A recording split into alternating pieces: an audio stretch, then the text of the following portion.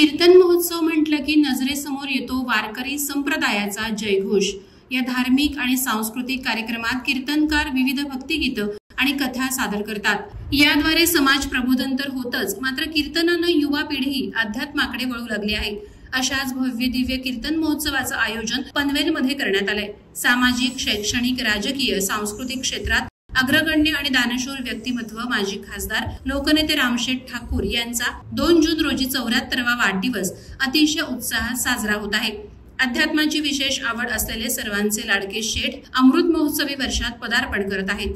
त्या अनुषंगाने दिनांक 31 मे ते 2 जून पर्यंत पनवेलमध्ये 3 दिवस कीर्तन महोत्सव आयोजित करण्यात आलाय।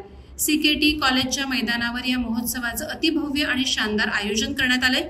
पनवेलमध्ये पहिल्यांदाच अतिशय भव्य दिव्य असा सेट, उत्तम आसन व्यवस्था, विठ्ठल रखुमाई आणि संत ज्ञानेश्वरांची मनमोहक मूर्ती आणि सुयोग्य नियोजनात हा महोत्सव संपन्न होत आहे।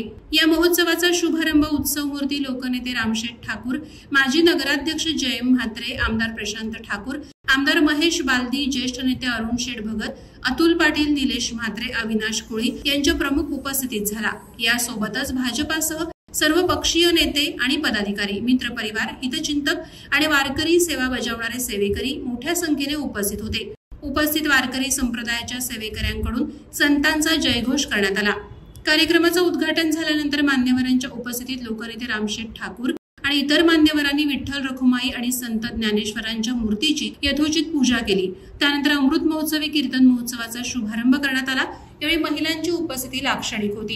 हे कीर्तन महोत्सव लक्षवेधी तर ठरणार आहेच, मात्र उपस्थितांना सुश्राव्य भजन, कीर्तन आणि हरिपाठाची अनोखी देणही लाभणार आहे। या आध्यात्मिक सोहळ्यात सतत 3 दिवस विविध हरिनाम, भजन, कीर्तन मंडळ उपस्थित राहून आपली सेवा बजावणार आहेत। कीर्तन महोत्सव हे केवळ धार्मिक कार्यक्रम नाही, तर ते सामाजिक आणि सांस्कृतिक कार्यक्रमाचं रूप देखील आहे। त्यामुळे या महोत्सवाला शेकडोनी गर्दी होताना दिसत आहे। आज आपल्या सर्वांच्या मध्ये आनंदाने घोषित करतोय की मी 74 वर्ष संपूर्ण 75 वर्ष पदार्पण करत असताना अमृत महोत्सव आमच्या सर्व पनवेलवासियांकडून साजरा केला जात आहे। 3 दिवस असं हा महाराष्ट्रातील विशेष करून पनवेल, उरणमधील आणि रायगड जिल्ह्यातील आमच्या सर्व साधू संतांच्या मार्फत अतिशय चांगला भावपूर्ण असा सत्कार होत आहे। महाराजांचा सत्कार करणं, येणाऱ्या प्रत्येक अतिथींचा सत्कार करणं, त्या दिवसानं आज जो पहिला दिवस आहे त्या पहिल्या दिवशीचा हबप उमेश महाराज विठ्ठल परभणी यांचं सुसाव्य असं कीर्तन होणार आहे। आज कीर्तन, भजन, हरिपाठ हे सगळे कार्यक्रम होणार आहेत, पण एका दिवसाला एक मोठे बाकी तर महाराजांचे आहेतच, कीर्तनकार आहेतच, पण त्याच्या दृष्टीनं आज विशेष करून उमेश महाराज परभणी यांचं कीर्तन होणार आहे। तर उद्या पुन्हा ह्याच वेळेला आपल्याला इथं ॲडव्होकेट जयवंत महाराज बोधले यांचं कीर्तन होणार आहे, भजन वगैरे सर्व होणार आहे। आणि परवाच्या दिवशी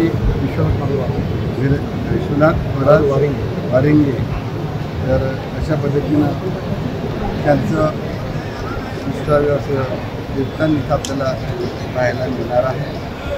रोज सामुदायिक हरिपाठ, त्याचबरोबर नाथब्रह्मसरणाचं भजन आणि इथं विशेष असं सर्व आध्यात्मिक, पौराणिक आणि वारकरी संप्रदायाचा कार्यक्रम 3 दिवस ठेवण्यात आलेले आहे। दुपारी 2 वाजता हे रोज कार्यक्रम सुरू होतात आणि रात्री 9, 9:30पर्यंत चालणार आहे। अशा पद्धतीने आपण पाहायला गेलो आणि भजनचं असं एक कीर्तनाचा, अध्यात्माचा कार्यक्रम तिथं साजरा होत आहे।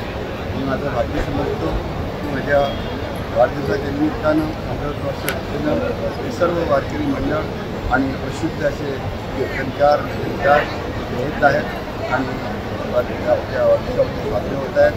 आपण पत्रकार आणि वृत्तवाहिन्या त्यांनी त्याला चांगलं दिलेलं आजपर्यंत या पुढे द्यावं। सर्व वारकरी संप्रदायाचं, मंडळांचं आणि कीर्तनकारांचं, त्यांच्या साथीदारांचं मनापासून अभिनंदन करतो। मी आभारी आहे. वादळवारा लाईव्ह साठी न्यूज ब्युरो पनवेल. नवी मुंबई व रायगड जिल्ह्यातील ताज्या बातम्या आणि घडामोडींसाठी सबस्क्राईब करा वादळवारा लाईव्ह चॅनल आणि दाबा बेल आयकॉन.